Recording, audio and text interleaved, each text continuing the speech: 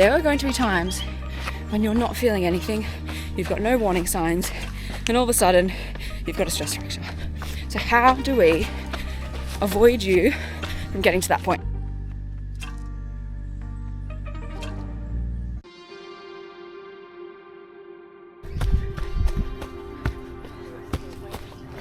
Hello.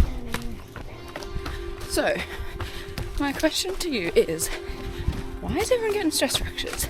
It feels like they're contagious at the moment, and whoa, that's a bit dodgy. I want to know why. I want to know what's going on, what's changed, what's different, and we're going to talk about it today. So I think we can get the obvious stuff out of the way. We know there are more people running, therefore there's going to be more running injuries, and we also know that there's this real strong collective desire to do more and push further and push harder and run further. So those two things are clearly very big contributing factors. It would be silly to ignore that. I think more people doing it and more people doing more, and just this continuous chase for, a marathon's not long enough, I'll do an ultra, and then, I'm one of those people as well. So I'm not blaming them, just stating a fact. So considering those two things as major factors, what are some minor factors that we could look at when we think about what is going on? Now, my most recent thought that came up in a podcast that I did with Lydia, I'll link it below, we were talking about overtraining, burning out, how to know when a pain is a good pain or a bad pain, and how to know when you're injured, how to know when to stop running, all that kind of jazz. And I had a bit of a thought cross my mind that I hadn't fully fleshed out before, or put all together. And what I'm starting to think is that if you are someone who listens to your body to guide your training, to inform your rest days, to guide you to know how hard to push, how much running to do, and to basically structure your program, I think that could be one of the key reasons as to why you might be getting injured. Now, you might watch that and just think I've completely lost my mind, but let me explain. Now, in this video I'm going to make some pretty big assumptions, some guesses, some stereotypes. So you may not fit into this category, this may not apply to you, but I think it is something worth thinking about, worth considering, and worth reflecting on with your own training and injury history and potential injuries that may, hopefully not, come up in the future. So as runners, we are typically people who like to push the limits, like to push some boundaries, like to do more than we ever have done before, whether that's running faster, further, more frequently, more hilly. There are so many variables that we as runners play around with, and majority of people, I believe, if you're an endurance athlete or a runner who is, oh god, I think that was a fly. Cut that. The joys of trail running. Anyway, where were we? If you are someone who considers yourself an endurance athlete, or someone who is a little bit more than just a casual runner, I would be pretty confident in saying that you are someone who likes to push yourself. Now, what comes with that is having an understanding of our limits, and realistically, none of us really know when or what those limits are, and often we have to push past them to make any sort of progress, which is why distance running or endurance sports in general are so hard to find the balance between performance and injury, because it's so easy to overdo it, thinking that you're doing the right thing, thinking that you are stretching yourself within a reasonable manner or time frame.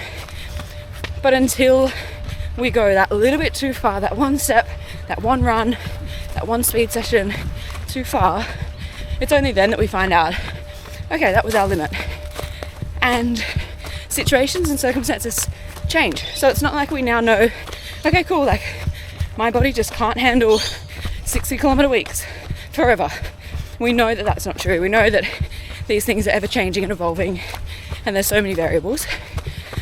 So it makes it really, really tricky to know what our actual limits are, even once we think we've found them once, because history doesn't always repeat itself and things change. So as a long distance runner or endurance athlete, you probably have been told, or you probably thought at some point, oh, listen to your body, or I will listen to my body and that will help me to know when I'm doing too much and I'll pull back, or listen to my body and I might feel a pain and then I'll stop my run, or I might listen to my body and feel like, oh, I'm a little bit tired, I'll skip today's session or I'll jog instead. And that's all really helpful.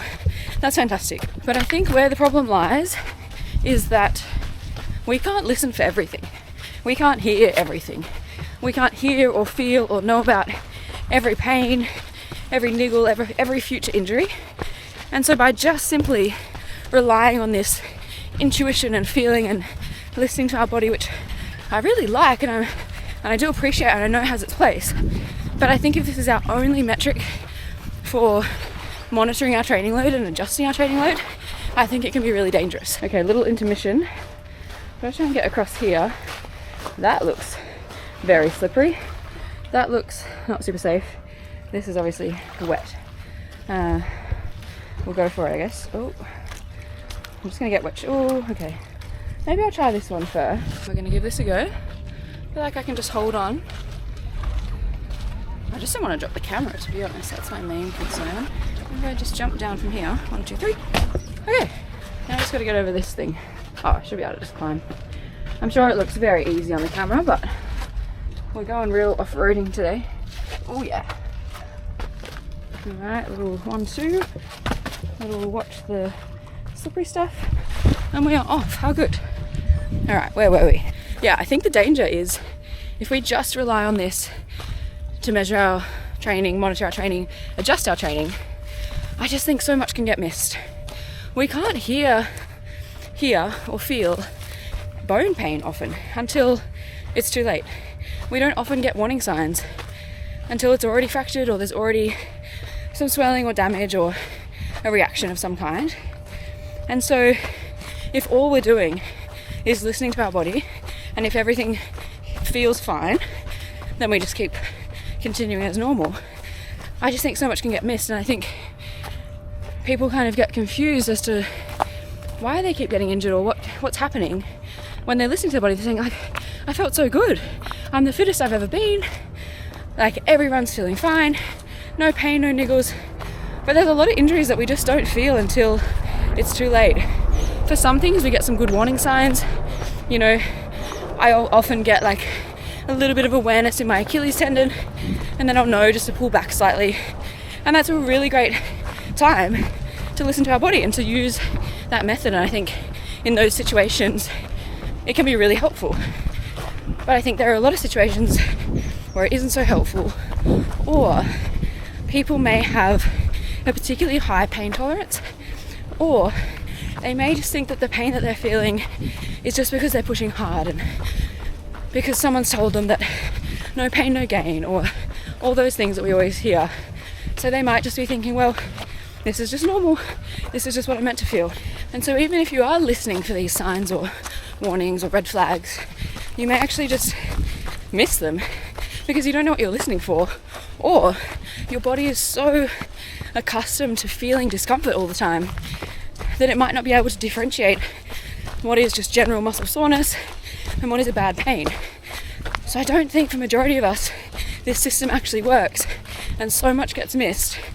And I really believe that this is part of the problem as to why so many of us are injured. And I'll say it at the start, I'll say it again, I understand there are individual circumstances. I am by no means saying the cause of every injury anyone's ever had is because they're listening to their body. That is not a true statement at all. But what I'm saying is, if you are someone who's currently injured, if you get regularly injured, or if you're just someone who is pushing your limits, I just think it's worth considering how much of that we listen to, how much of it we take on. And what I'm really wanting to encourage is to not listen, right? Like, if you're hearing something, if you're feeling something significant, that is a great signal to stop. But what I am saying is often those signals get missed. So we can't solely rely on feeling, sensation, or listening to our body to predict or avoid injury. So you're probably thinking, well, what are we meant to do then? Just ignore every warning sign, every pain we ever get. Absolutely not. Continue listening to those things. Continue being in tune with your body. Write notes. Record how you're feeling. Record what hurts, what doesn't hurt, what feels good, what feels tight. Listen to all of that, absolutely. And address things according to that. Go see someone if you're feeling a pain. Go to a physio. Go message Lydia. She will help you out with any pains or injuries you have. But what I am saying is there are going to be times when you're not feeling anything, you've got no warning signs, and all of a sudden you've got a stress fracture. So how do we avoid you from getting to that point? Now, I think we can't overstate the obvious. The key typically for preventing injuries or minimizing your risk of injuries is understanding, monitoring, adapting, adjusting your training load and being smart with your training load. Not doing too much too soon. Recovery is also key. They go in hand. Training load, recovery. If we move past those, we can chat about them at another time. I think what we need to be really clear on is using objective measures or objective strategies to implement deload weeks, rest days, recovery periods, off-season periods, and not simply relying on how we feel. Now, when it comes to rest and recovery periods, I think we can either be reactive or proactive. Now, if we're being reactive, what that means is we're listening to our body, we are feeling when we need to take a break, we are feeling when, maybe we're a bit tired, so it's time to have a bit of a deload period or take the day off or go for a jog. And I think that has great merit. I think that's fantastic. I think keep doing that. But on top of that, or instead of that, I think we can also be proactive with our rest and recovery. Now, in this case, if we're being proactive, it means that we're planning ahead. We are booking in our rest and recovery periods well ahead of time. They're in the diary, they're in the schedule, so they don't get missed. What can often happen if we're just going off feel is we probably feel better than we actually are. And we might think, oh no, I don't need a rest day today, I'll skip it. Or, no, I'm feeling good, I'll do an extra session or a double day.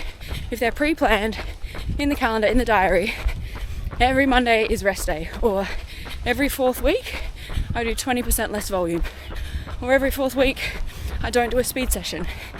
It will look different to each person, and this is why hiring a coach, link below, is important. But making sure that they're structured, they're pre-planned, so that when that time comes, they're already there and they're non-negotiable. It's so easy to get caught up and carried away in our training and just be excited and wanting to run all the time and do all the things and go to all the run clubs and do all the sessions, which is great until it's not, until you've hurt yourself and you can no longer do any of those things, and then it's really tough. So by being proactive with your rest and recovery, I think we can go a long way in minimizing our injury risk. We can never get rid of it completely. I could literally just roll my ankle right here, right now, and all the rest and recovery in the world could not have prepared me for that. But if we can try our best to minimize this risk, reduce it slightly, then hopefully we're going to be happier and healthier running. So the key takeaways from this video are, although the title says not to, that was just to grab your attention, continue listening to your body, but also add in some proactive rest and recovery tools and planning so that you're not only and simply relying on how you feel to guide your training, because I think it's risky and I think we all take it too far and we love running too much to hold ourselves back if we don't have some sort of early structure and planning in place. I'd love to hear your thoughts in the comments below. Let me know, are you a proactive rester and recoverer, or are you reactive? Do you listen to your body? Do you ignore your body? Are you somewhere in between? Do you structure and schedule your training? I'd love to know.